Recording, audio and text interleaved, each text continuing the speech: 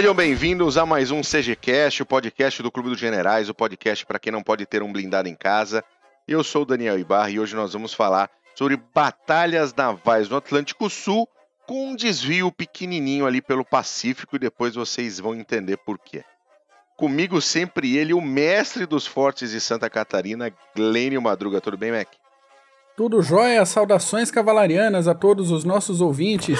Se você chegou agora, seja muito bem-vindo ao Clube dos Generais. Mas se você já não acompanha, muito obrigado pela audiência, pela preferência e pela permanência. Muito bem, hoje nós temos um convidado especial, o nosso querido Paulos. Hoje ele ganhou uma folguinha, ele precisava lá ficar com a patroa dele, então hoje nós trouxemos um convidado especial. Ele esteve conosco no CGCast 4, sobre a Guerra das Falklands de 1982, ele é um dos nossos experts em batalhas navais do Atlântico Sul, plastimodelista, nosso querido André Ferro. Tudo bem, Langs? Abraços a todos, boa tarde, boa noite, seja que horário o senhor estiver ouvindo esse bando de babaca falando. É isso aí, muito bem. Mac, Oi. Curiosidades da história militar? Curiosidades, mas antes eu tenho um recadinho. Recadinho? Na verdade, eu tenho um obituário. Recadei. Com tristeza no coração, eu informo que o CGCast Queda de Roma veio a óbito. Nós gravamos esse episódio pela primeira vez em abril, tá? Mas uma série de infortúnios condenou cada uma das regravações e reagendamentos que a gente fez. Então a proposta era a gente conversar sobre alguns dos fatores militares ligados à queda do Império Romano do Ocidente e também como esses mesmos fatores permitiram a manutenção do Império do Oriente por mais 1000 anos. Então a gente promete voltar a esse assunto depois, mas por enquanto, descanse em paz, CGCast Queda de Roma. Descanse em paz. Parênteses. O CGCast da Queda de Roma caiu. Por aí. Nossa senhora. Nós gravamos 2 vezes esse podcast. As 2 vezes tivemos problemas técnicos sérios. Uhum. E em determinado momento deu no saco. A gente vai gravar isso numa outra vez. Quando a zica passar sobre a queda de Roma, a gente grava de novo. Porque olha, vou falar pra você. Acontece com tudo. Você falou do plástico modelista. Quando você começa um kit a montar e começa a dar bobagem, amigo, larga, fecha ele.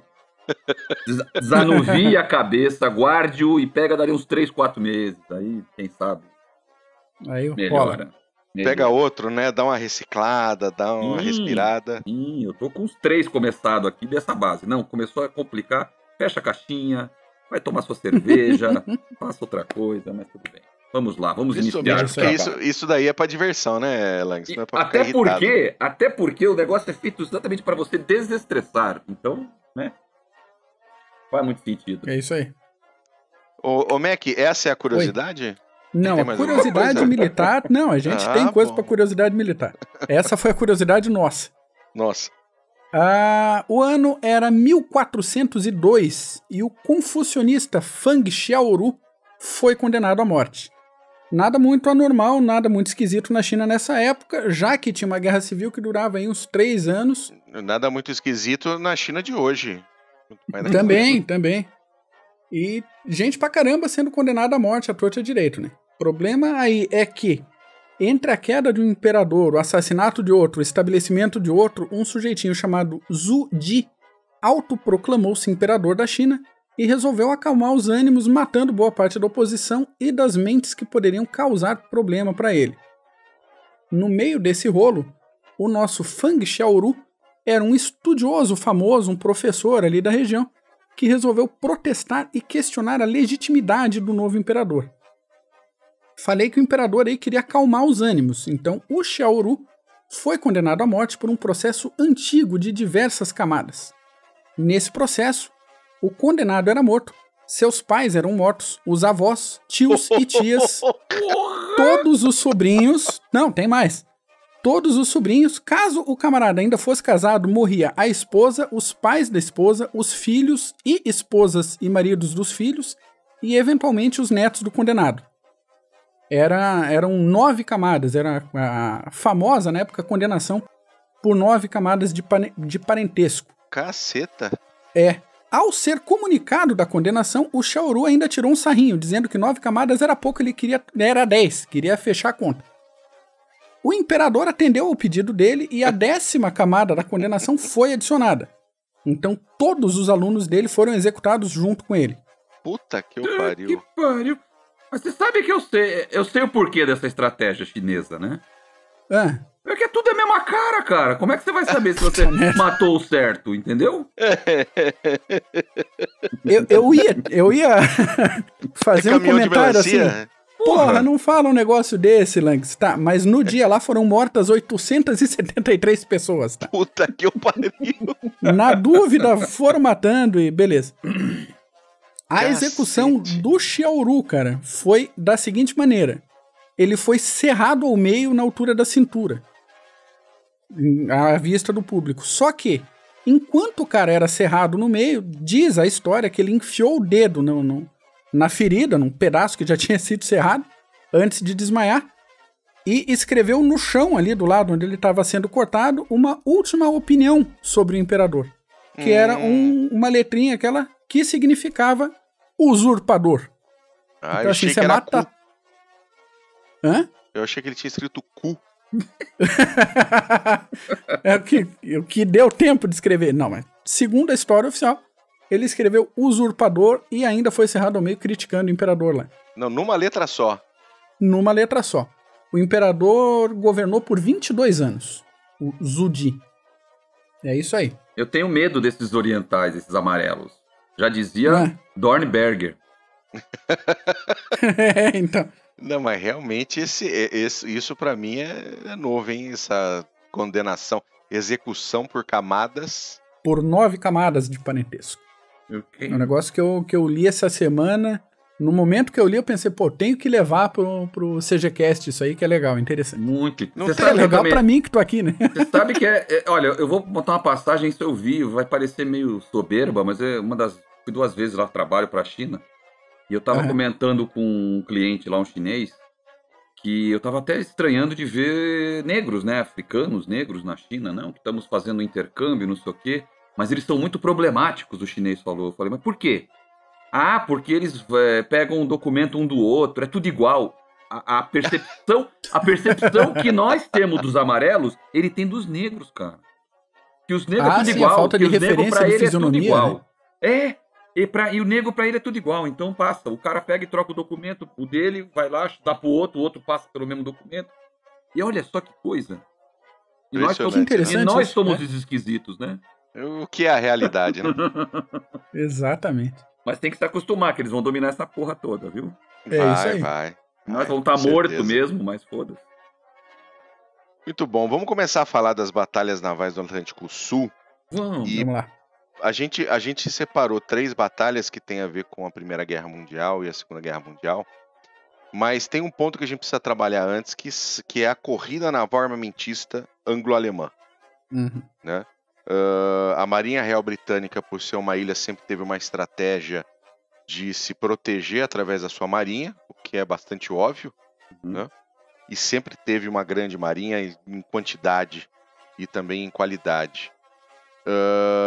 E aí a Alemanha, a partir do momento que ela se tornou uma nação, ali no fim do século XIX, 1871, para ser mais exato, ela entendeu que para ela prosperar como uma nação líder dentro do cenário internacional, dentro da Europa, ela tinha também que ter uma marinha.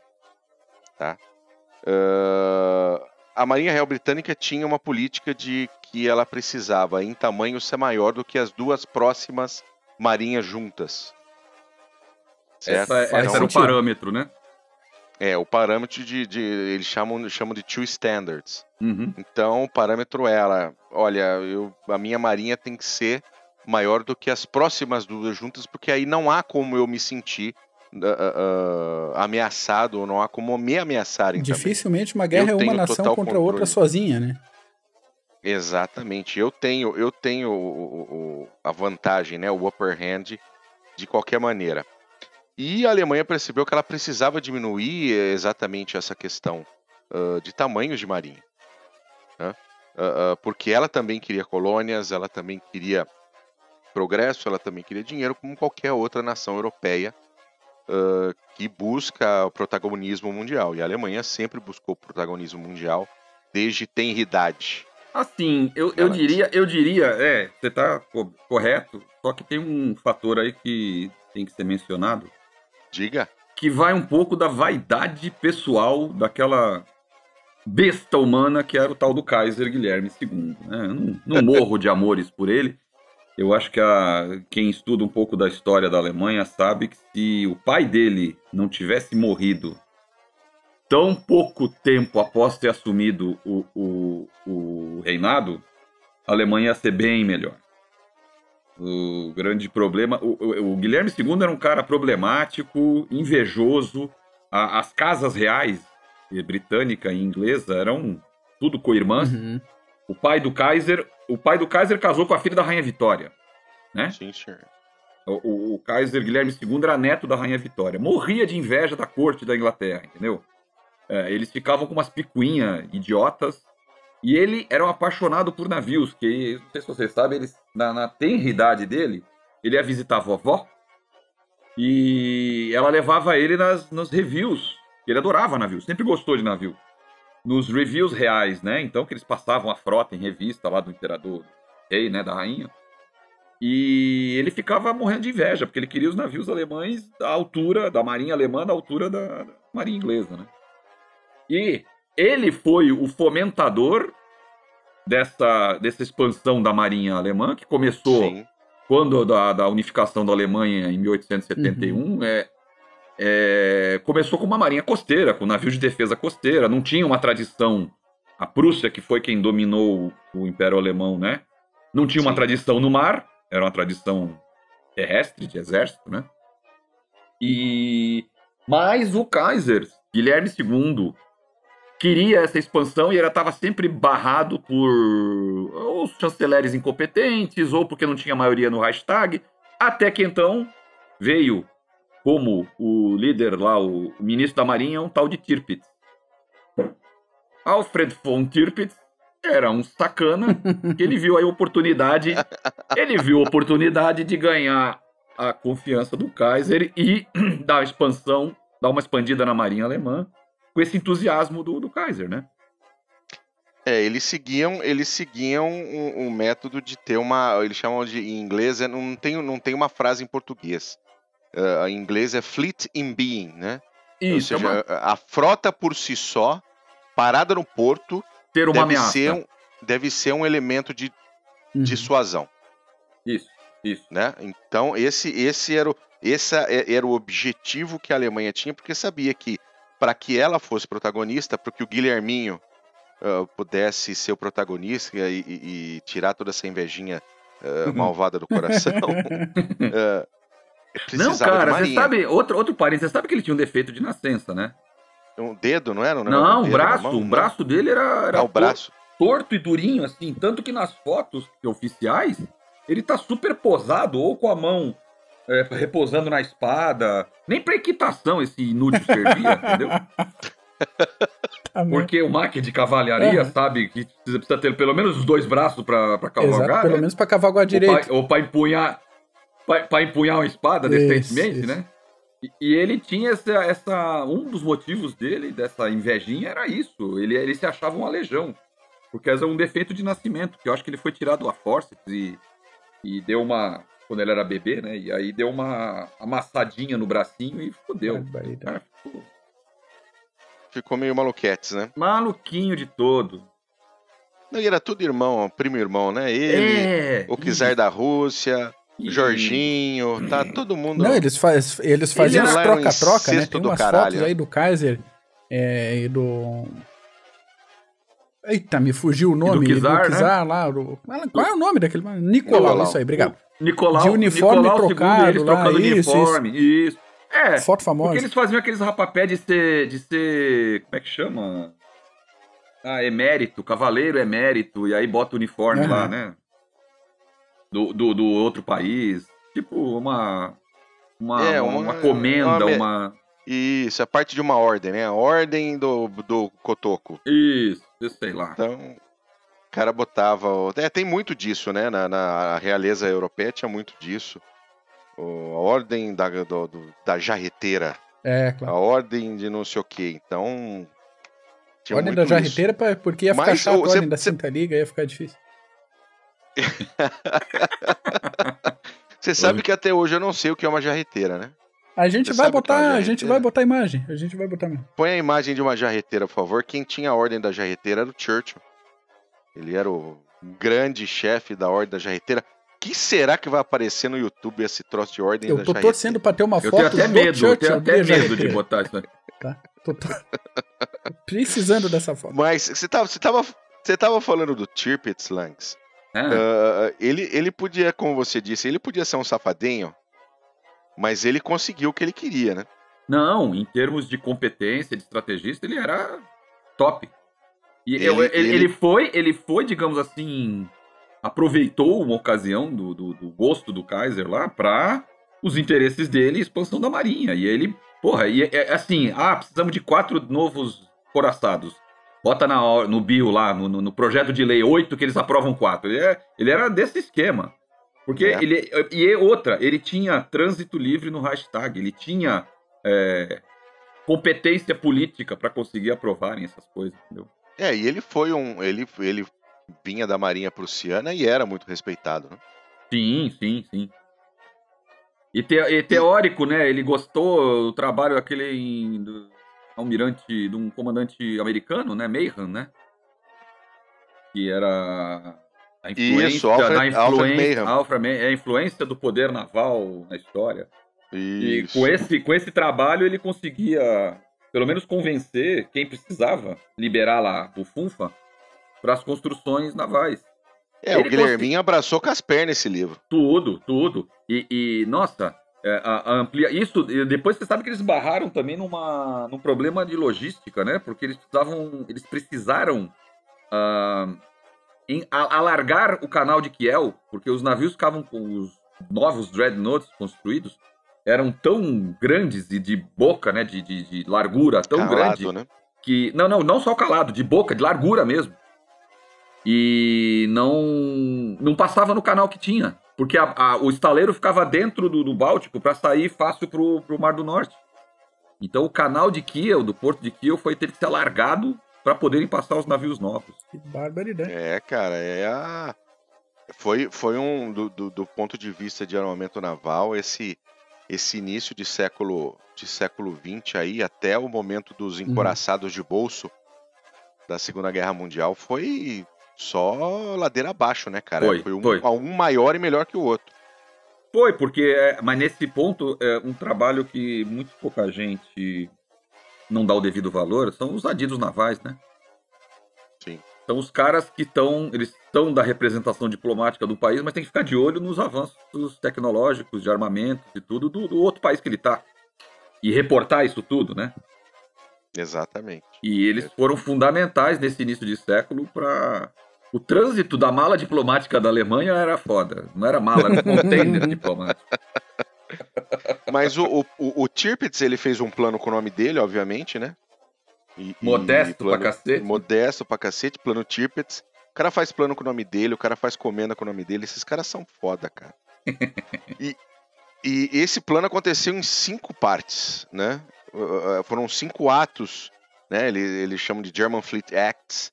Que aconteceram a partir de 1898. Nesse caso, o Act seria como se fosse o nosso projeto de lei.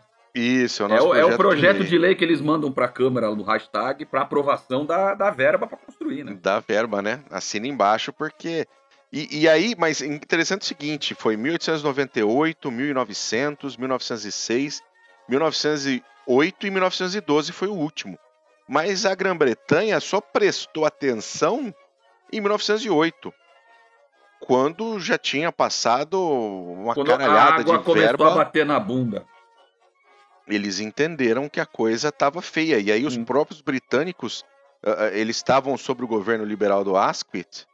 E aí, liberal que eu falo não em termos de economia liberal, mas no termo liberal americano, que é mais à esquerda, né? Eles estavam cortando verba da Marinha Real para colocar em programas de welfare state, né? Programas de bem-estar social. E aí, quando viram que a Marinha Alemã estava gigantesca pro two standard que a Grã-Bretanha tinha, eles pararam com isso e continuaram, aumentaram o ritmo de completação dos navios de guerra, porque eles viram que o pau ia torar, né? Sim, sim. Porque justamente estavam vendo que os navios alemães não deixavam nada a dever dos próprios navios de jeito deles. Nenhum. A construção naval alemã, e o que surpreendeu eles foi o ritmo e a velocidade de construção. Quando estavam vendo, lançavam uma nova classe, pum, 4 navios. Opa, 4 navios. E com uma tripulação profissional. Alemão, você sabe, Não, né? O alemão para fazer, para construções e engenharia é um negócio foda. E aí, quando começou a Primeira Guerra Mundial, a Alemanha tinha mais ou menos 40% do tamanho da Marinha Real Britânica. Então, Sim. por olhar da Grã-Bretanha, aquilo era um absurdo. Né? Era efetivamente uma marinha que podia causar danos. E isso vindo de um país que estava unificado há o quê? 50, 60 anos só. Exatamente. A novidade foi essa. A rapidez de a Alemanha como nação, império, tão novo, já está ameaçando, batendo na porta, assim? Que história é essa? Sim. Mas só para o nosso ouvinte ter uma ideia, tá? Vou falar um pouquinho dos números dos navios que cada um tinha disponível, tá? Só, lógico, as grandes embarcações.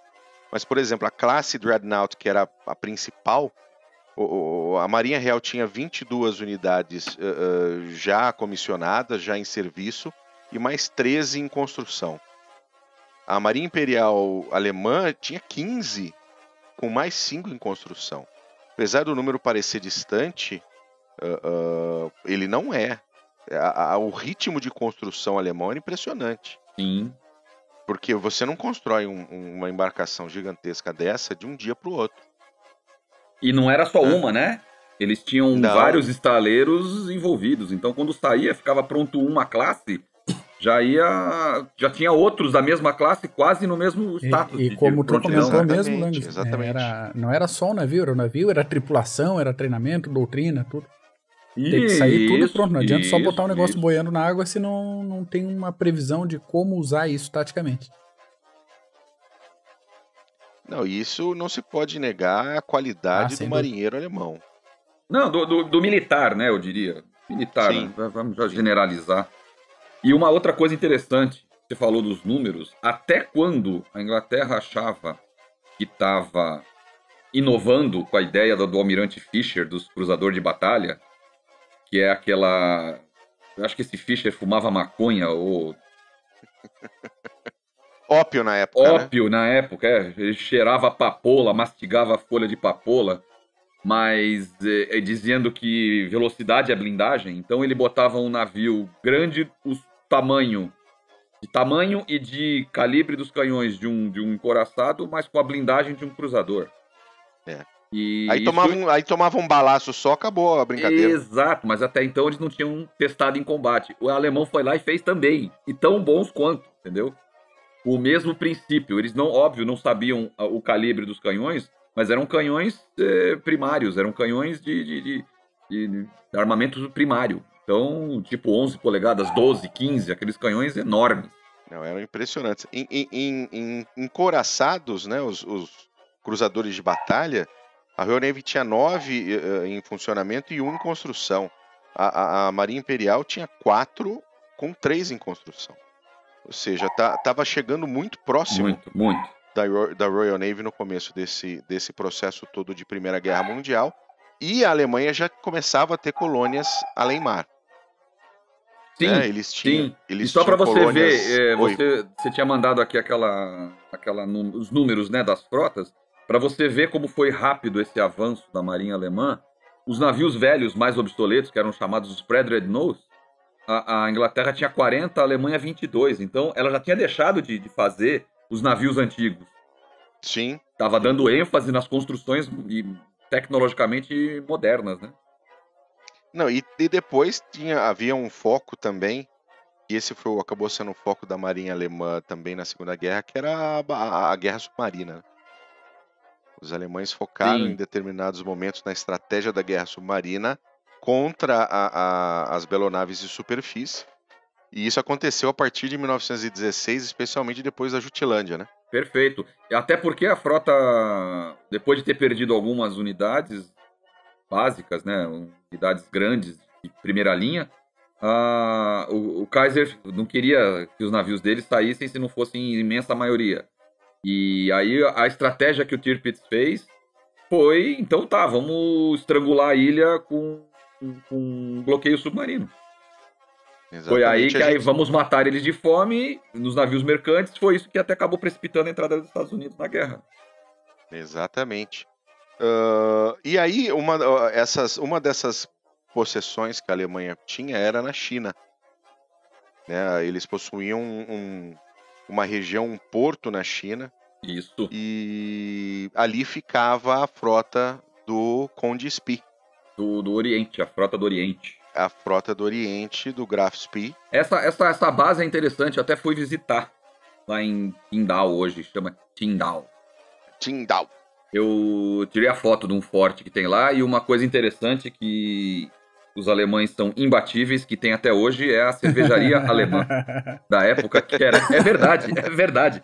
O mestre cervejeiro ficou na China e a receita da cerveja tá lá e eles fabricam até hoje a cerveja, Qingdao Beer. Qingdao Beer, que maravilha, cara. É. Mas essa frota do Almirante Spee era uma frota de respeito. Ela tinha ela tinha 2 cruzadores pesados que eram recentes, né? Tinham 5, 6, 7 anos só de uso, que era o Scharnhorst e o Gneisenau, que tinham armamentos de grosso calibre, de 8 polegadas, de 6 polegadas, e tinha mais 3 cruzadores leves. Né? O Leipzig... Esses novíssimos, bem novíssimos. Recentes, com armamento principal de 10 canhões de 4 polegadas. Muito. Isso. E o melhor de tudo é que todos esses navios tinham uma velocidade parecida. Então ela podia andar ou navegar como uma frota compacta. Sim. Porque isso podia ser um problema, né? Grandes navios normalmente têm um arrasto muito maior. Eles vão ter uma menor velocidade. Sim, mas estava em desenvolvimento os motores a turbina, que eles chamavam de turbina Parsons, e aí as marinhas do mundo inteiro estavam colocando essas turbinas a vapor, óbvio, né? Precisava de caldeira, de carvão. E um fato interessante é que essa frota, ela sobreviveu do início da guerra, né? Em agosto, até a desenrolar das batalhas do Atlântico Sul, mas ela foi sobrevivendo de pilhagem de navio mercante. Sim, exatamente. Eles capturavam navios mercantes, viam a bandeira, o senhor é inimigo. E aí tomava a tripulação, botava nos navios auxiliares presa e pegavam um carvão todo desses navios aprisionados, né? Exatamente o que tinha. E aí esses 3 light cruisers, né, esses 3 cruzadores leves, eram o Leipzig, o Dresden e o Nuremberg. Então era uma frota de respeito, era uma frota inclusive com maior poder de fogo do que a frota que eles encontraram depois durante a Batalha de Coronel, que era a frota da Royal Navy, que tinha o HMS Good Hope e o Monmouth, que eram também 2 cruzadores pesados, mas ele tinha só um cruzador leve junto, que era o Glasgow, e 2 auxiliares ali que não faziam muita diferença. Inclusive Com essa história das frotas, o Bull, desculpa, só abrir um parênteses. A frota do Spee, ela é maior, ela tinha mais navios. Como tinha o Karlsruhe e o Emden. Mas esses 2 navios se destacaram, eles saíram para fazer essa guerra de corso e estavam operando sozinhos.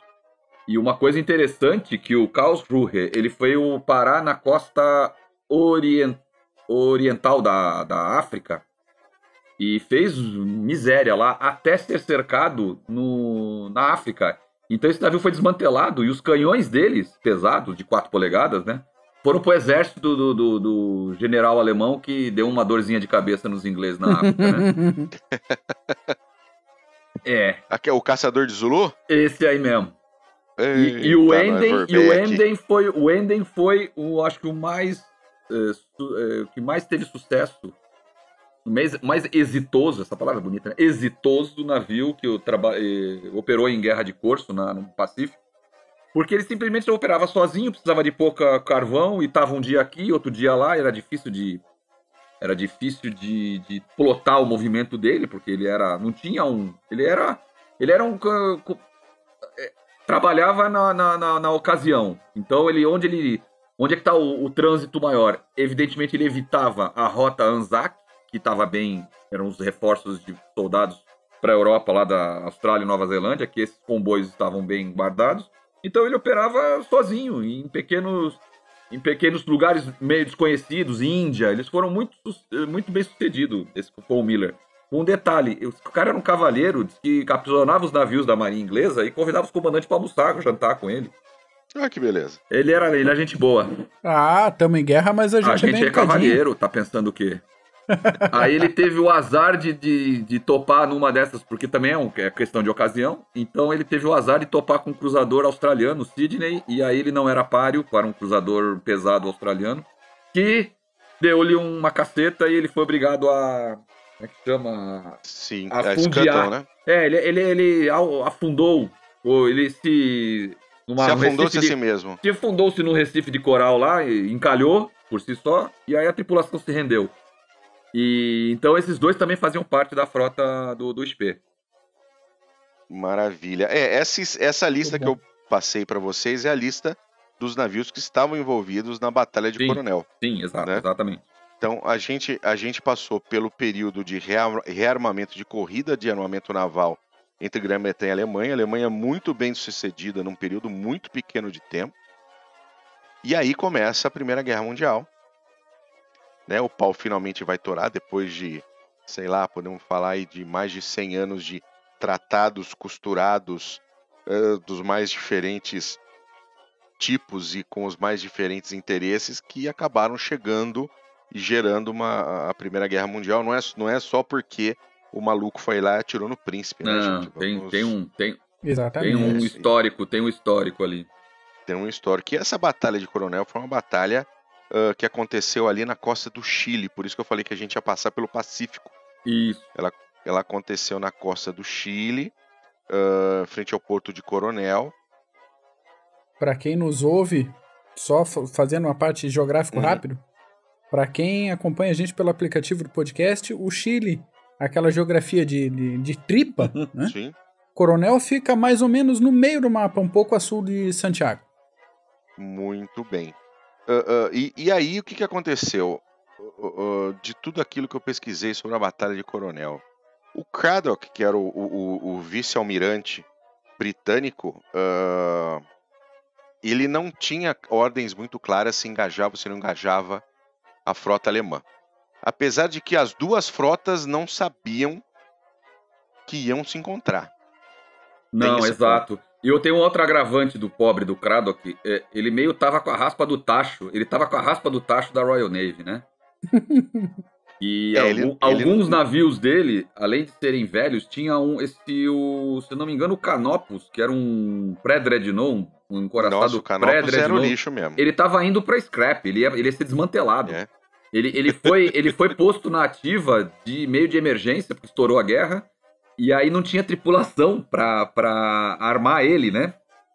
Exatamente. E aí eles tiveram que fazer a rapa na guarda costeira, cadete, alguns oficiais já tinham dado baixa em reserva preciso de tripulação aqui no navio.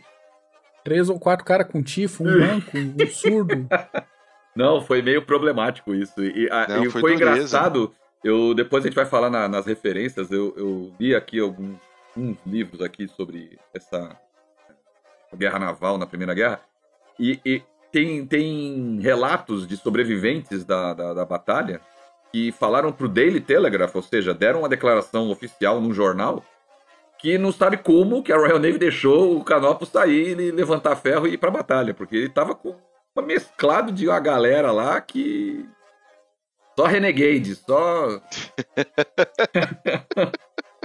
Não tinha a menor possibilidade. Da frota do Cradock, coincidentemente ou não, só o Glasgow era profissional, com a tripulação certinha, navio condecorado, ele participou de exercícios de tiros e antes da guerra, e era um dos melhores, que eles chamam de sharpshooters, né, da Sim, Marinha. sim.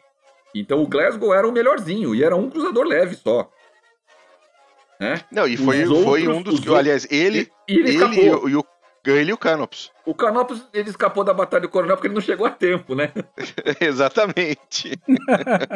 Eles mal se arrastavam, ele conseguia fazer, a velocidade dele, acho que era 16 nós, ele não conseguia dar 10 nós ali. Era o máximo que ele podia. Então ele não chegou a tempo. A bem da verdade, ele chegou e tinha acabado.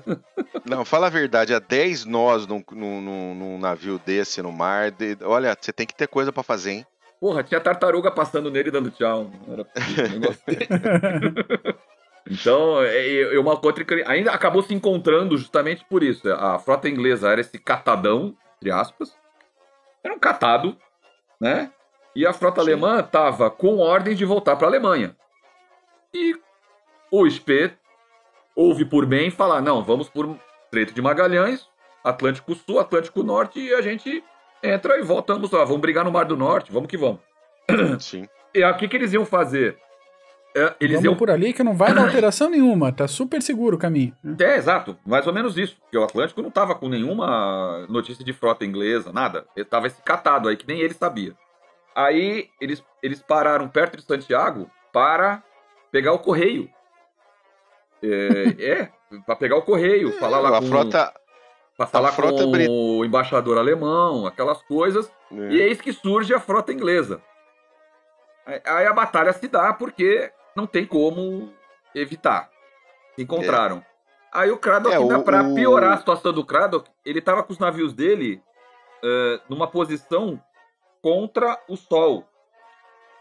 Ou seja, o Spee estava vendo os navios dele, estava anoitecendo, e estava vendo todos os navios britânicos na silhueta do sol se pondo. Era só mirar e fogo, né? Sem muita preocupação, né? Sem muita preocupação. Foi um massacre. E o mais interessante é que é o seguinte, a frota do Craddock estava perseguindo o que poderia ser um dos cruzadores alemães. Isso. E a frota do Spee estava perseguindo o Glasgow. Era o que eles sabiam que estava aqui, a belonave inglesa que eles sabiam que estava operando no Pacífico. Exatamente. De repente, ambos se viram as frotas completas, uma em frente da outra. E o Craddock, ele teria até condições de fazer fumaça e fugir.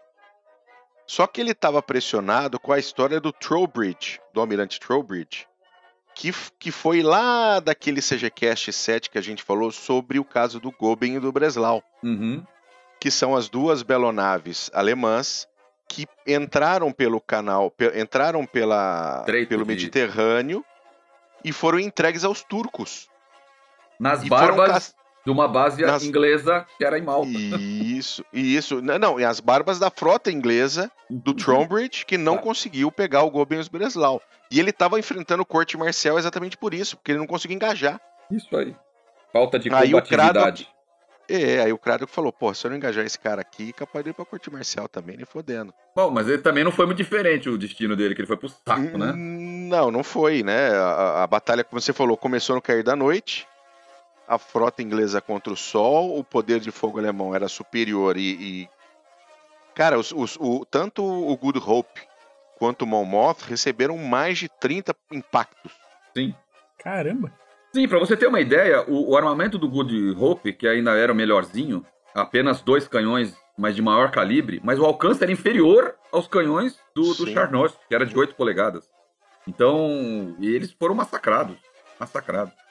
Não, eles foram massacrados, tanto que com o cair da noite, em determinado momento, o Good Hope, ele obviamente parou de tirar, né? E aí foi destacado um dos cruzadores leves para finalizar o Good Hope. Chegou lá e não encontrou nada. Um torpedo. Porque já tinha afundado. Já tinha.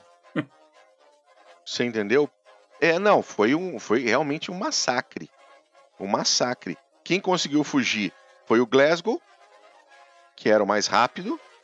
O Otranto, que na verdade era um cruzador auxiliar ali, que era antes o Otranto era um navio de linha. Era um navio de passageiro. Então ele conseguiu passar por... Né?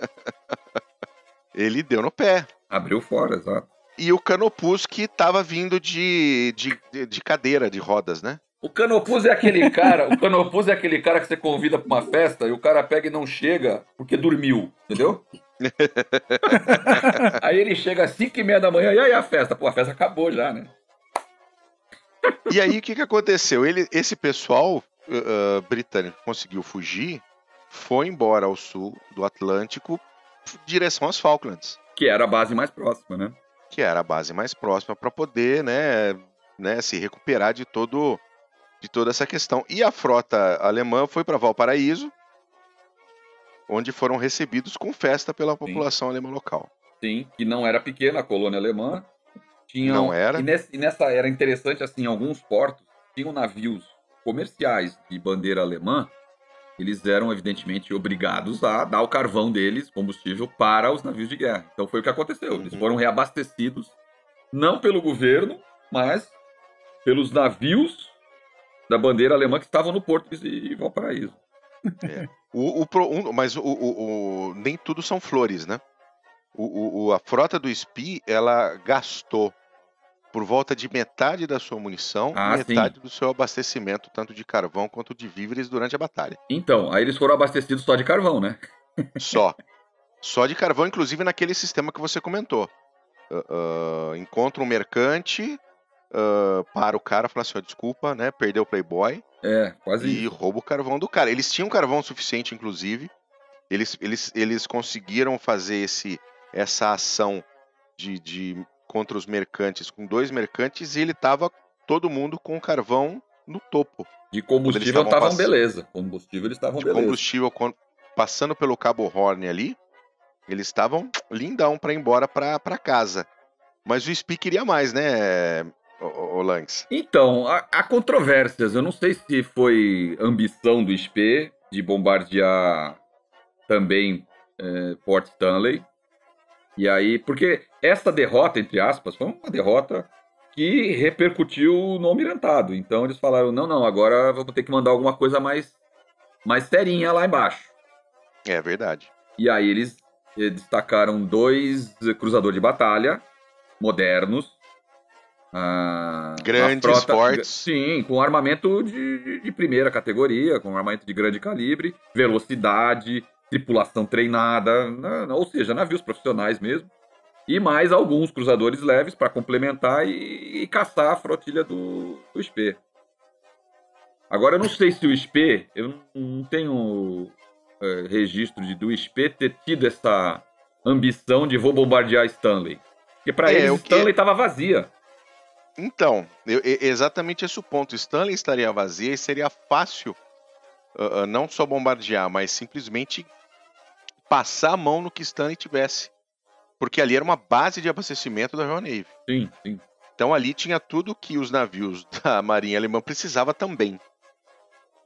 Então, do que eu li era o seguinte, a maioria dos capitães não queria atacar Port Stanley porque achavam um risco, porque não sabia se tinha ou não efetivamente navios britânicos lá, e ele teria insistido na operação para pegar esses suprimentos da base de Stanley antes de ir para a Alemanha. Se ele queria ou se ele não queria, no fim das contas, não faz a mínima diferença. Porque eles resolveram ir para as Falklands, para Port Stanley, para poder efetivamente fazer esse trabalho de pegar esses suprimentos, mas acabou encontrando uma frota da Royal Navy que era de muito maior calibre, né? Eu diria que uns 70 anos depois, também teve gente que duvidou que a Inglaterra fosse mandar navios para Stanley, né? Teve gente na Argentina que achou que ia ser facinha. Mas tudo bem, falando temporalmente aqui, já que eu tô hoje como ouvinte premiado, né? Para uma referência de tempo para o nosso ouvinte, a Batalha de Coronel aconteceu no dia 1º de novembro de 14, tá? Logo depois do início da Primeira Guerra. E esse conflito aí em Stanley no dia 8 de dezembro, então um pouquinho mais de um mês e uma semana, ainda no primeiro ano da guerra, da Primeira Guerra Mundial. Mas você vê, então, e foi bom você ter dado essa parte temporal, porque você tem a ideia de como os navios andavam rápido, só que não, para uma frota, no mesmo mês que uma frota alemã deu a volta no Estreito de Magalhães e subiu, uma frota inglesa saiu do Mediterrâneo e desceu, para se encontrar no Atlântico Sul. É barbaridade. É impressionante. E aí nessa frota inglesa tava o HMS Invincible, cruzador de batalha, novinho em folha, armamentos de 8 de 12 polegadas, o Inflexible, também que era um cruzador de batalha, também com armamentos da mesma classe, com armamentos de 12 polegadas. Aí tinha ainda mais 3 cruzadores pesados, né? O Cornwall e o Carnarvon. Eu chamo ele de HMS Carnaval. Com armamentos de 6 polegadas também. E, inclusive, o Carnaval, ele tava com armamentos de 7,5 polegadas. E aí tava lá o Glasgow, bonitão, né? Que conseguiu fugir, conseguiu se manter vivo naquela batalha de Coronel. O Glasgow é aquele irmão caçula que escapou da porrada pra chamar os irmãos mais velhos. Isso, exatamente. Tava ele, que era o cruzador leve, tava mais o Bristol, que era outro cruzador leve. Aí tinha a cruzadora auxiliar, tinha o Canops. Olha que bonitinho, o Canops conseguiu chegar lá. O Canops conseguiu chegar lá. E era isso que tava esperando. E da Batalha das Falklands, o Canopus não participou. Ele ficou fundeado como se fosse bateria, como se para servir de bateria flutuante. Ele participou porque o Gneisenau e o Nuremberg foram despachados na frente para poder averiguar a situação. E de repente começaram a receber fogo. Ah, sim, então. Porque o Canopus estava fundeado lá, só que ele não foi na perseguição. Ele foi dos primeiros tiros que ele estava servindo de bateria flutuante. Ele ficou quietinho lá no lugar dele. E aí, nesse momento, as duas belonaves alemãs avistaram os mastros dos navios que estavam em Port Stanley. Eles estavam em processo de reabastecimento de carvão. E, obviamente, que os tiros do Canopus avisou todo mundo, né? Sim. E tem uma passagem interessante nesse livro aqui que o comandante-chefe inglês estava fazendo a barba. Aí deram um alarme, navios alemães. Ele falou assim, calma, meu filho, deixa eu terminar minha barba, o senhor toca depois, seja um cavalheiro, espero eu terminar de me afeitar. Coisa de inglês, né? Bem... keep calm and carry on, né? Isso, quase isso. Mas por quê? Porque ele sabia que os navios deles faziam 28 nós e os alemães faziam 21, 20. Então ele sabia que ele tinha a vantagem da velocidade, ele podia... Numa batalha de perseguição, que é o que final aconteceu, ele conseguiria pegar. Isso é que é confiar no material. Cara, ele tinha ali o que a Royal Navy tinha de melhor, então... Mas assim... O próprio Gneisenau e o Nuremberg, eles tinham uma oportunidade ali para também botar essa frota britânica no fundo do mar, né? Porque tava, com exceção do, se não me engano, o Glasgow era o único que já estava saindo do porto. Ele tava com as caldeiras quentes. Porque no navio a vapor, cara, você tem que acender as caldeiras, que elas ficam com uma chaminha mínima ali. Aí você tem que botar mais lenha, carvão lá, para acender as caldeiras, para ferver, para gerar mais vapor. E esse é um processo demorado, né? É um processo demorado. Só o Glasgow tava de prontidão. E tava todo mundo fudiado. Se o Gneisenau e o Nuremberg aproximam do porto e atiram contra navios que estão fundeados ali, paradões, sem ter o que fazer, ia ser um massacre. Não digo um massacre, mas ele ia pelo menos diminuir um pouco a vantagem, né? Não, ele podia bloquear a entrada do porto, né? Se os navios afundassem, dependendo, sim. Mas também eu acho que ninguém bota seus navios fundeados na boca do porto, né? Que se afundar ali, fecha. Não, também não. Mas de repente acerta o Glasgow e acabou, né? Ninguém sai do porto, vai todo mundo pro saco. Mas foi o que aconteceu. O Gneisenau, daí informaram e começaram a, né, tentar perder contato. E mesmo assim, pra você ver como essa porra desses navios eram lerdos, né? De maneira geral, tá? Não tô falando especificamente dos alemães. Nós estamos falando de 1914, velho. Os alemães viram, sendo atacados, viram os mastros, tiveram a ordem para fugir.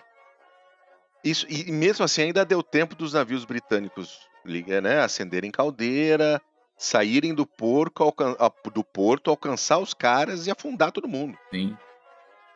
É um fato interessante, que eles foram sendo afundados conforme corria o dia, né? Eles apareceram no amanhecer. Então, e o último acho que foi o Dresden, que conseguiu... todos foram pro norte e o Dresden foi pro sul. Ele foi encontrado uns 2 dias, alguns dias depois. Fugiu, cara. O Dresden foi afundado depois. Do Spee. E uma outra coisa interessante, meio mórbida, é que o Spee tinha... Não, então foi Nuremberg, eu não me lembro. Realmente, agora... a idade é fogo.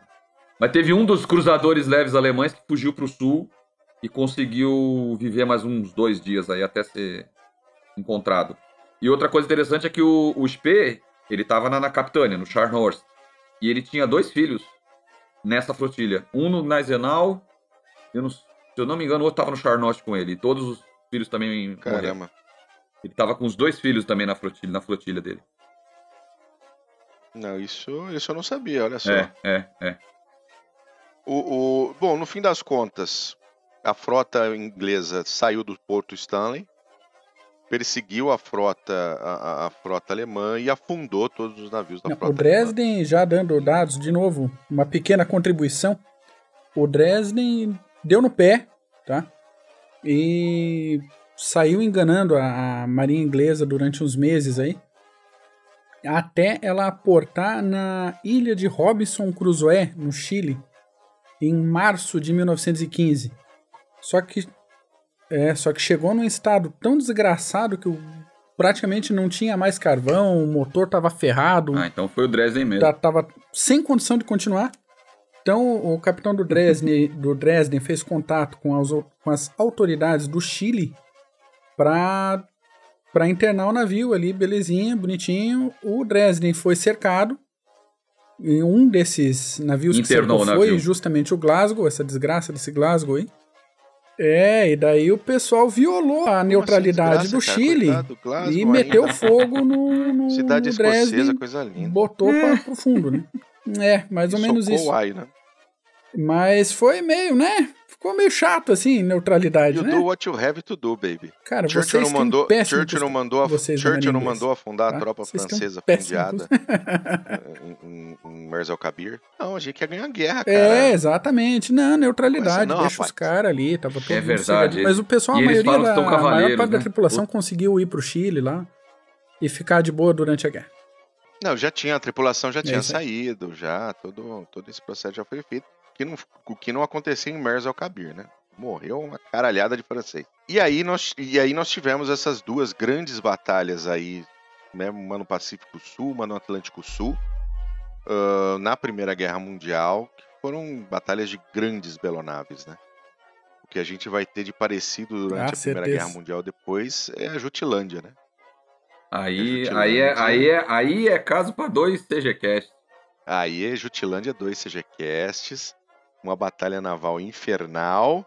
E né? Os meus navios não estão... Sugiro o nosso amigo Júlio Almirante Heider.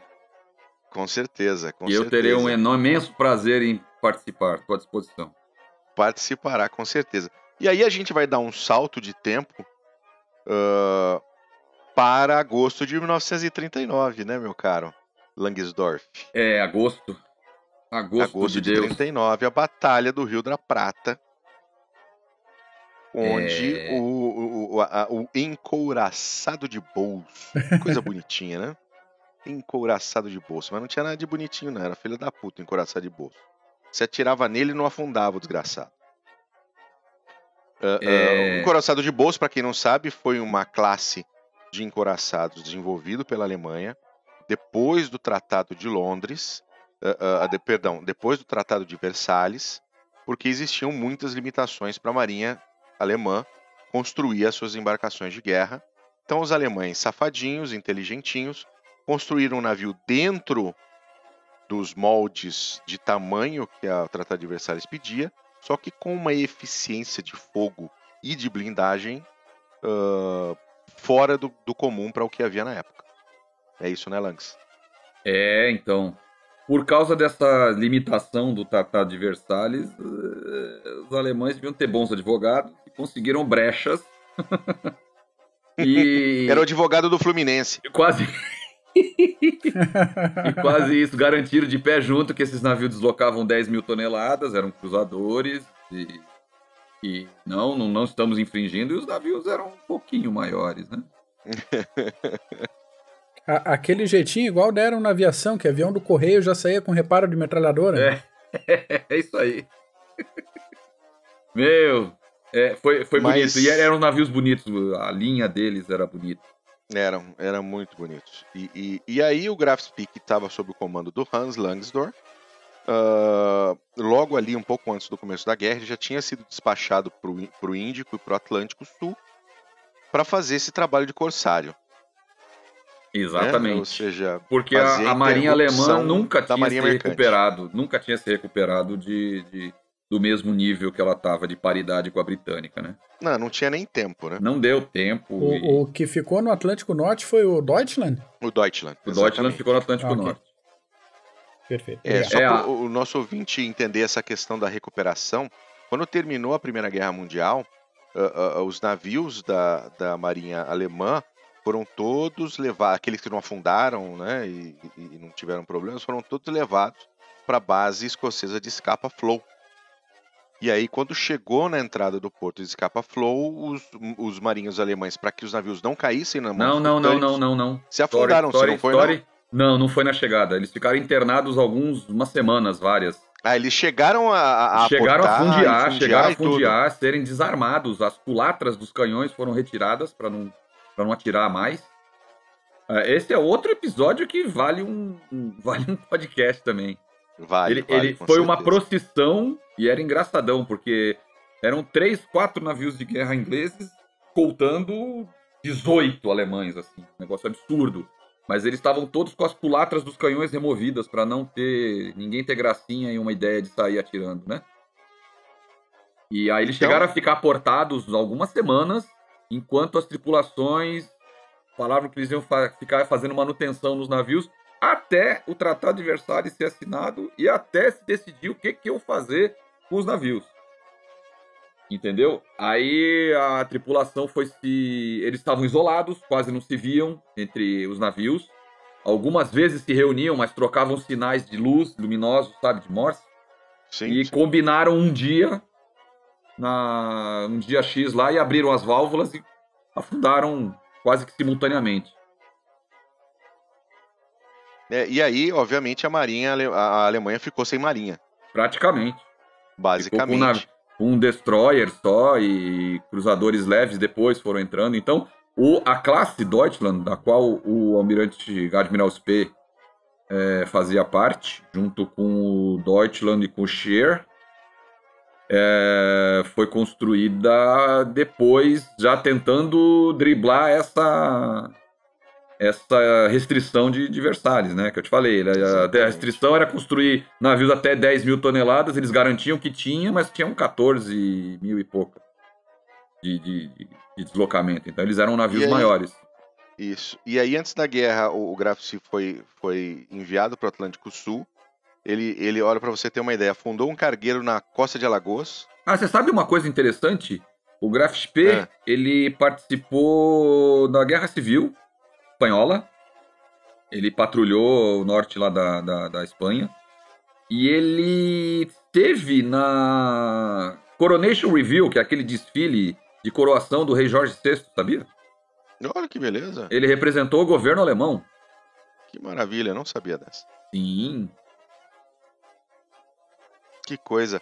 Mas para você ver, ele veio fundou um cargueiro na costa de Alagoas, foi para o meio do oceano, aí fundou mais 2 embarcações britânicas no meio do Oceano Atlântico, depois mais 2, isso em outubro, depois mais 2 no fim de outubro. Ele veio fazendo a limpa, né? Sim, e o interessante, ele não ficava muito tempo, ele não podia, era uma questão de sobrevivência dele. Ele não ficava muito tempo numa região, então ele conseguia 1, 2 presas, já passava para outro lugar. Ele foi tão longe quanto na Madagascar, lá no outro lado da costa africana. Sim.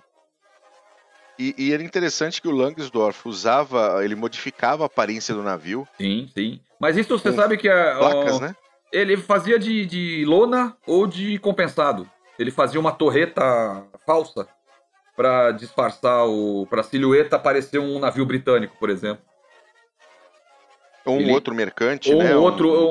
Sabe quem fazia isso, cara? E nós vamos falar de novo dele, do Enden, na Primeira Guerra, o comandante Paul Miller. Ele fazia uma outra chaminé, porque o navio dele tinha 3 chaminés. Ele fazia uma outra chaminé igualzinha, que de longe parecia um cruzador britânico, deixava ele passar. Coisa linda, técnicas de camuflagem naval, cara. Isso é.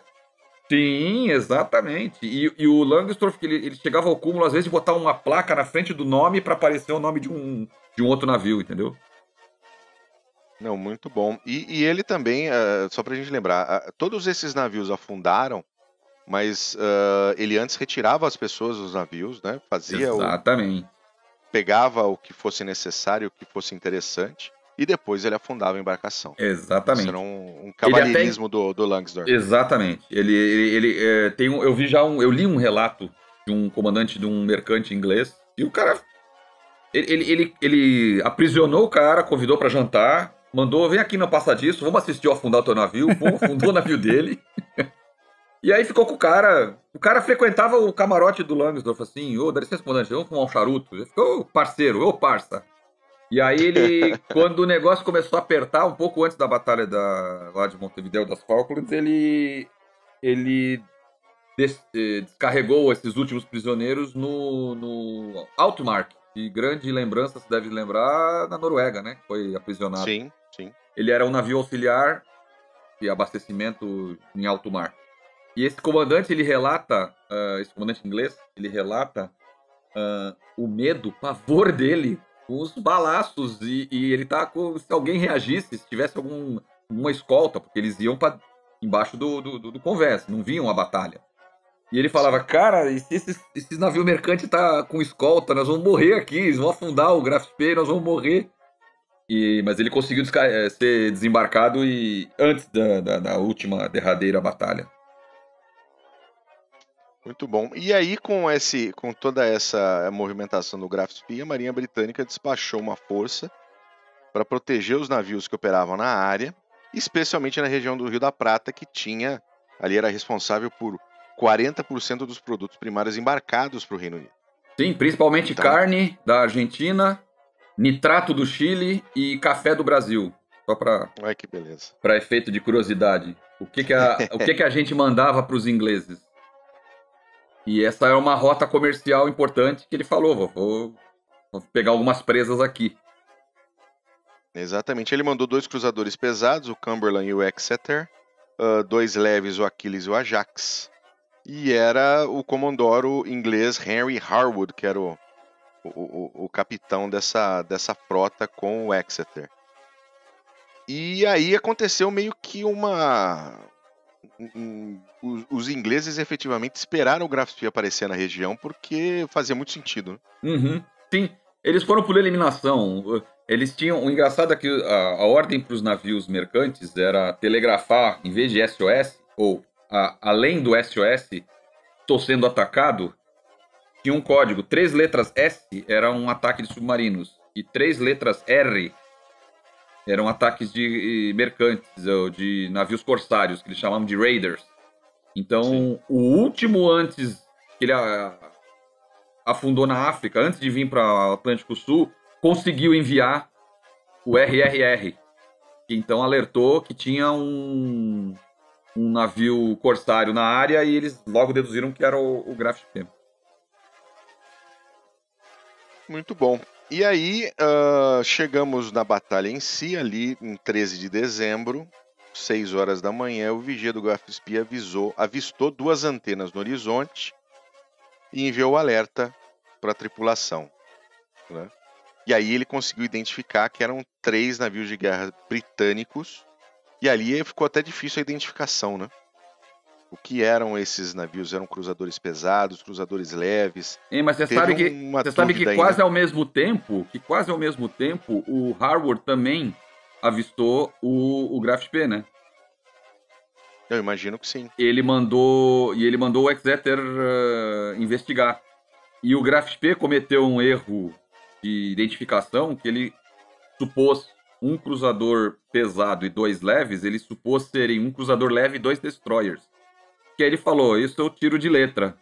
Sim, né? Esse vai com Esse eu tiro de letra, esse eu consigo encarar. Só que não era. Porque ele tinha canhões de maior alcance, então ou os navios inimigos iam ter que se aproximar muito para efetivamente os tiros deles fazerem alguma coisa, até eles chegarem perto, os canhões mais potentes do Graf Spee já tinham dado conta de alguns, né? Sim, sem dúvida nenhuma. E o Spee focou no Exeter, né? Ah, sim. Era o maior navio, fazia mais sentido, né? E daí os cruzadores leves começaram uma manobra de pinça sobre o Graf Spee para tentar dividir fogo, né? Para não todo mundo receber a sua cota. Sim. De balaço naval. E aí o Spee teve, na verdade, muito sucesso nisso, porque ele conseguiu avariar o Exeter, assim... Ele tirou o Exeter da batalha. Bem da verdade, ele comprometeu todo o armamento principal do Exeter. E o Exeter abandona a batalha, faz a nuvem de fumaça, e ficou somente os cruzadores leves e o Spee. Sim. Mas aí, às 7 da manhã, o Spee estava sob fogo cerrado, né? E abandonou a zona de combate. A batalha acabou ali. O Spee estava também danificado. Tinha danos abaixo da linha d'água. Tava meio foda ali também a situação do Spee. Você sabe não tanto quanto do Exeter, por exemplo. Não, exatamente. E um dos fatores que determinou a decisão do Langsdorff de ir para a boca do Rio da Prata foi que uma das avarias que o navio dele tinha era no dessalinizador de água potável. Porque ele ia matar a tripulação dele de sede, não iam conseguir chegar, entendeu? Ele perdeu a visão além do alcance, sem falar no Thundercats, porque a plataforma, a catapulta e o avião que ele tinha de observação tinham sido destruídos, entendeu? Então foi... Isso eu não sei se muita gente não sabe, porque ele foi burro. Ele não foi burro, ele estava sob efeito da condição que ele estava encarando naquele momento, né? Não, ele tinha ainda os cruzadores leves ainda operacionais, tentando danificar mais ainda o Spee. Uhum. E se ele tinha essa questão do dessalinizador ter sido atingido, ele não consegue voltar para a Alemanha. Não, então, porque ele concentrou o fogo dele no Exeter. Ele tirou o Exeter de batalha. Mas ficou 2 cruzadores leves, cada um com 8 canhões de 6 polegadas, são 16 canhões, atirando em cima dele, né? Enquanto ele lidava com o Exeter. Então ele teve alguns erros, alguns danos de monta, assim. Na verdade o movimento de pinça acabou fazendo sentido, né? Mas foi a estratégia, foi a única estratégia. Ou era isso ou era fugir. E ele não tinha ordem de fugir, pô. Não, tô falando, o movimento de pinça britânico, sim, o Exeter de um lado e os cruzadores leves do outro, foi uma estratégia acertada, né? Do ponto acertada de vista. E aquela de almanac, manja aquela, pra estudar mesmo. Não tem... Ele foi by the book. Ou era ele fazer isso, com a condição que ele tava, ou fugir. Sim, ele não ia fugir com 4 navios contra 1, né? Superioridade que ele tava, né? E aí entrou um outro um agravante aí, que o serviço secreto inglês conseguiu plantar uma notícia que tinha um porta-aviões no Rio de Janeiro. Sim, é verdade. E aí isso também pesou. A última reporte de inteligência nazista é foda, né? Parece um paradoxo, né? Não, é um paradoxo. Porque porque não funcionou, né? A gente sabe que não funcionou. O último reporte da inteligência nazista era que eles tinham captado notícia que tinha um porta-aviões no Rio de Janeiro a caminho do Atlântico Sul. Impressionante. E acabou dando certo, né? E o Graf Spee se internou, Langsdorff internou o navio no Uruguai. Pelas leis internacionais, ele só poderia ficar num porto neutro por 24 horas. E aí vem a minha pergunta para você, Langs. Por que ele não escolheu Buenos Aires para se internar? Eu não tenho certeza se foi alguma restrição de calado, de tamanho, de condição de navegabilidade para Buenos Aires. Porque a Argentina era um país simpático. Mas o Brasil naquele momento era simpático. Não era tão escandalosamente simpático. E ele conseguiu até mais do que normal. Ele ficou, acho que 3 dias em Montevidéu, né?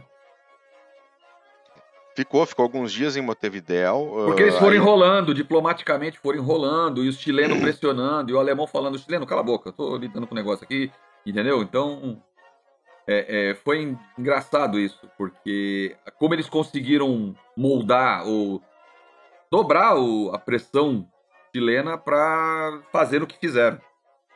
Se a ordem do cara era não vamos nos entregar, ou então afunda ou morre lutando. E ele, para preservar a tripulação, resolveu afundar o navio.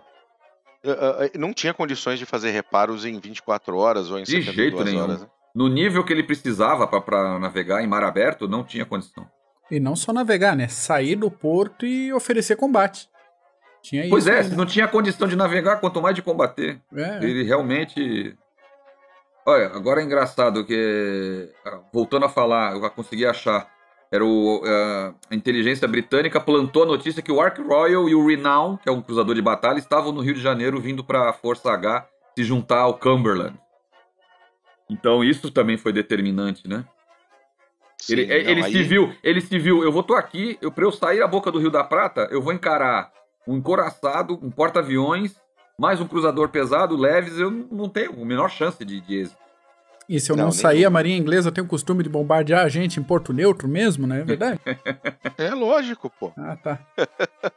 Mas você sabe que depois ele foi com toda a tripulação para Buenos Aires, né? Com toda a tripulação. Ele conseguiu, em Montevidéu, enterrou os mortos, que tinham morrido na combate com honras militares e tudo.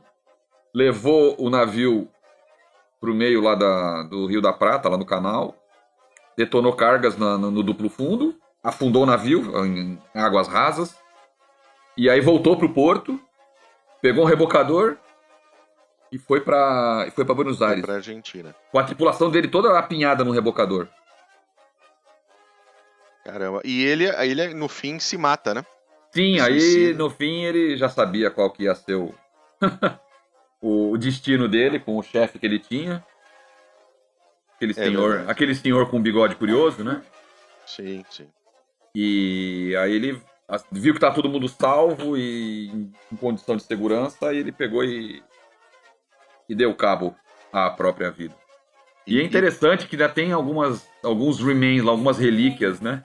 Tanto em Montevidéu, acho que mais em Montevidéu, eles têm aquele rangefinder, que é a parte óptica de mira dos canhões. A âncora do Graf Spee está na porta, na entrada do porto de Montevidéu. Isso eu tive o prazer de visitar. Eu só não fui no cemitério lá de Chacarita, onde está enterrado o Hans Lanz. Uhum. Que aí já é na Argentina, né? Aí é em Buenos Aires, né? Buenos Aires. E durante muito tempo os mastros, as torres do Graf Spee ficaram aparecendo, né?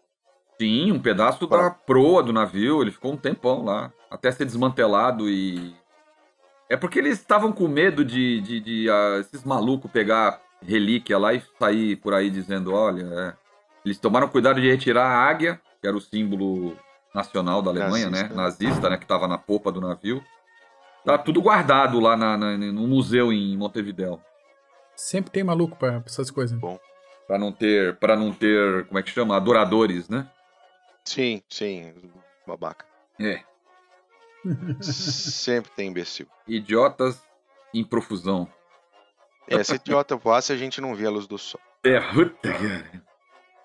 Mas muito bom, cara. E essa batalha do Graf Spee deu um pouco também, ela dá uma visão muito boa do que foi também a Segunda Guerra. Você tinha uma marinha menor, que era a marinha alemã, extremamente competente, tanto em questão de maquinário, né, de peças de navios, quanto de marinheiros. E você tinha uma marinha muito maior, que era a Marinha Britânica, com uma outra doutrina. Com tradição, né? Tradição, e que essa marinha menor deu muito trabalho. As belonaves de superfície. Eu, por exemplo, eu sempre achei um desperdício, por exemplo, a Alemanha nunca ter usado Tirpitz. É da aquele classe conceito, Bismarck. Isso, é aquele conceito de frota em existência. Eles tinham que acabar O simples fato dele existir é um inimigo em potencial que você não sabe quando ele vai sair de fazer ao mar e que dano que ele pode fazer. Então vamos acabar com ele. Não, e a Grã-Bretanha tinha noção disso, tanto que o Bismarck saiu do porto e já tinha gente no encalço dele querendo afundar. Sim, claro. Ou seja, a Inglaterra entendia que precisava aniquilar aquelas naves de superfície e também daí totalmente virou para uma estratégia de submarinos, né? A Alemanha, porque na superfície não dá, vamos tentar debaixo d'água. Não, e eles não tiveram o mesmo tempo que o Kaiser teve para montar uma marinha, né? Não, o Bigodinho não teve mesmo. E tinha o Plano Z, que é outra coisa pra gente falar em CGCast, tinha um porta-aviões em construção, o Graf que nunca Zeppelin, foi terminado. Nunca foi terminado, então tem bastante coisa legal. Tem, mas o problema do Plano Z é que ele estaria factível em 49 só. Pequeno inconveniente. No ritmo das construções que, né? E aí tem um pouquinho também da megalomania alemã. Porque, olha, para você ter uma ideia, voltando um pouquinho à Primeira Guerra Mundial. Quando eles encerraram o plano Tirpitz em 1912, o produto interno bruto da Alemanha estava comprometido 90% com gastos militares. Então a Alemanha, a sua dívida interna durante o período do plano Tirpitz dobrou. Então a Alemanha ela queria ter um grande exército, uma grande marinha, mas não tinha condições financeiras para isso. Tanto que mesmo Hitler, com tudo aquilo que ele construiu como força armada, que foi impressionante, mas assim, grande parte do combustível era sintético. Toda a espinha dorsal de logística alemã era hipomóvel, né? Então era aquela coisa, era um grande conjunto de batalha, mas com pés de barro, né? Quase isso. Se fosse com menos interferência do amador cabo da austríaco, poderia ter feito um melhor resultado. Muito bem, excelente. Uma última coisa, só para uma coisa interessante. Diga. Você sabia que em 56 foi rodado um filme sobre a Batalha do Rio da Prata, né? Uhum. E o filme teve, no papel de Graf Spee, eles usaram o cruzador pesado americano USS Salem. Que quem observa, né, vai ver que o Salem tinha 3 torretas, o Graf Spee só tinha 2 torretas no armamento principal. O Exeter, quem fez o papel de Exeter foi o Jamaica, HMS Jamaica. E quem fez o papel de Achilles foi o próprio Achilles, que estava naquele tempo na Marinha da Índia. Em 48 foi passado para a Marinha da Índia. Que beleza! O próprio Aquiles fez o papel de Aquiles. Muito bom, mas curiosidades cinéfilas. Olha aí, Alex Bonfá. Curiosidades cinéfilas do CGCast. Muito bem, senhores, excelente. Bibliografia, Mac, o que você tem aí separado? Temos 3 coisinhas aqui. O primeiro livro, A Primeira Guerra Mundial, do Lawrence Sondhaus, editora Contexto, 560 páginas, edição de 2013. A gente já comentou sobre esse livro nos episódios anteriores sobre a Primeira Guerra Mundial, então não vou me alongar muito sobre esse livro. Segundo, Colonel and the Falklands, da Arcole Publishing. É um e-book com 206 páginas. O livro foi escrito pelo capitão Geoffrey Bennett e lançado em 1962. Mas ainda é uma obra muito boa, uma obra de referência sobre essas 2 batalhas. E a terceira indicação minha, The Battle of the Atlantic, How the Allies Won the War, da Oxford University Press. O livro do Jonathan Dimbleby, não sei, posso ter escrito errado. Dimbleby. Obrigado. Também com 560 páginas, tal como a Primeira Guerra Mundial do Sondhaus. É um livro bem interessante para quem quer se aprofundar na guerra naval durante a Segundona e já se encheu um pouco de ler sobre o Pacífico. Então tá saindo já tem uma edição de 2016, acho, E a edição revisada, ampliada, corrigida de 2018 está em pré-venda, sai em outubro, mas a gente já vai deixar o link aí embaixo. Muito bom. Eu também poderia sugerir também algumas leiturinhas, já que o assunto manda ver, livro. Você deve. Ver. Eu tenho 2 que eu uso aqui meio como bíblia sobre Primeira Guerra Mundial, focado na parte marítima. São 2 livros do mesmo jornalista que chama Robert K. Massey. E o primeiro deles chama-se Dreadnought, Britain, Germany and the Coming of the Great War. Ou seja, todos os fatos que antecederam a Primeira Guerra Mundial, com ênfase na corrida, nos tratados navais, corrida armamentista. Inclusive o apêndice deles tem os lançamentos dos navios por ordem cronológica, que você vai ver direitinho, é uma corrida mesmo. Um país lançava uma classe, outro país lançava outra em resposta. É um livro de 980 páginas que vale... Catatauzinho. Tipo Guerra e Paz de Tolstói, assim, não se assustem, mas é sensacional. E ele vereda também pelo lado político, né?